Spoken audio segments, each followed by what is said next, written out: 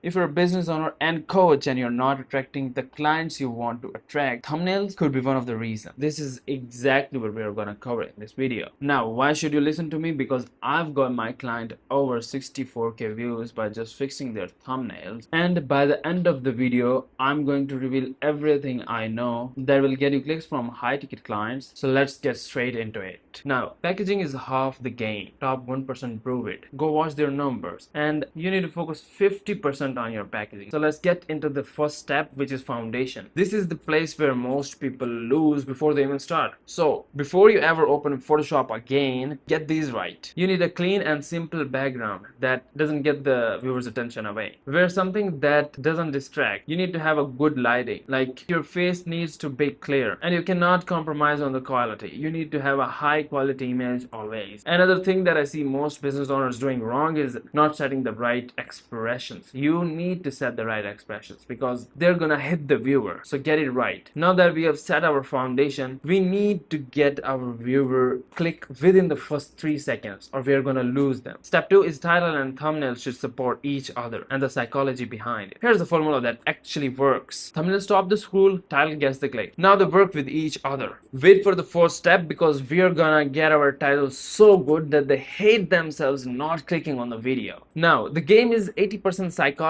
and 20% design. Now this is a great example of psychology and design working together, and the title and the thumbnail are supporting each other very well. You're spending hours just making the thumbnail look pretty but ignoring the psychology behind it. That's the fastest way to get 0 clicks. So here's a free thumbnail checklist I've made so you can actually ensure that the thumbnail you've made is actually engineered to get the click. There's the second link in the description. You can grab it from there. Now your thumbnail has one job: make the viewer ask a question, not answer it, ask it. The viewer should look at your thumbnail and think, wait, what is that? And then look at the title to find out more. That moment of curiosity is what drives the click. A real example of how this works for high ticket is you put a revenue number and a screenshot in your thumbnail. A business owner scrolling sees it and immediately thinks, how did they do that? Could I apply that to my business? They read the title and they click. Title and thumbnail should be so strong that the viewer should feel stupid not clicking. I cannot stress this enough. The person clicking is not a random viewer. That's someone who can actually afford what you're selling. Now that we understand the psychology behind getting the click, we need to understand how to engineer your thumbnail to get click from those specific people that are gonna convert. That's what step 3 covers. One question to drive your entire thumbnail creation process around is, what does my ideal client actually want? Visualize their desired outcome and show it. For example, they want to sign high ticket clients. You need to show that. They want to hit a specific number in their revenue. You need to show that as well. You need to either hit their pain point or the desired outcome. Now, on the design side, you need to keep it actually simple. Balance brightness and exposure. Your thumbnail needs to pop on a screen full of competition, like these thumbnail right over here. You need to use contrast. Make the key element impossible to miss. Max, you need 3 elements. The more you add, the less they see, and you don't want to overwhelm them. But at the same time, be familiar. That's a simple trick that works every single time. For example, you're going to show revenue screenshots, so you can use Stripe and Wise, the things that your ideal viewer actually uses. This will signal authenticity. That is what a human brain can recognize. So it captures the attention of the business owner over 7 other thumbnails that are competing for attention. And remember, with the business content, you're not trying to win a design award. You're trying to turn a click into client. Now here is where we are going to get our titles so good that they hate themselves not clicking. So in step 4, that is exactly what we're going to cover. But you need to remember one thing. A good idea is the basis for a good thumbnail. A good thumbnail cannot save a bad idea. A bad thumbnail will bury a good idea. The top 1% follows is they do not repeat the same word in their thumbnail and title. Your thumbnail and title should work together, as we discussed. Not the same thing twice. The thumbnail sparks curiosity, the title confirms it. Together they create a loop that the viewer needs to close by clicking. Because see, the human hate open loops and want to close them instantly. And that's what we're trying to do here. Now if you want to do that, you need to ask this simple question every single time. If I saw this thumbnail with 0 context, what title would have made me click on this? For every video, generate 5 to 7 title options. Pull inspiration from your own niche, adjacent niches, completely different niches that are crushing it. Here are some of the tools that I personally use and it helped me a lot, and vidIQ is one of them. View stats, e-commerce, creator hooks, and oneoften.com. And you don't need to look like another copycat. You need to try things that your competitor can't. Pattern interruption is what makes people stop. If your title looks like everyone else's, it disappears. Now that we know how title and thumbnails work together, we need to understand the click-through rate. So we know that if our thumbnail is performing or not, or we need to make it extra good. There is no magic CTR number you need to hit. You need to be getting 5 to 6. That's average percentage. Anything below means your thumbnail is not good enough. If your channel gets a lot of views, like 10,000 or 15,000 on average, otherwise it doesn't matter that much, because CTR is broken down by traffic sources and each source behaves completely different. The three that actually matter are your search, suggested, and the browse. Go into YouTube Studio and look at your CTR per traffic source. A low overall CTR might be completely fine depending on where the traffic is coming from. Here's what you actually should be watching: your views, not your CTR. Video takes time to gain traction. CTR can climb as the algorithm figures out who to show your video. And if you want a real indicator of quality, look at your suggested traffic CTR. Suggested is the hardest source to performance, because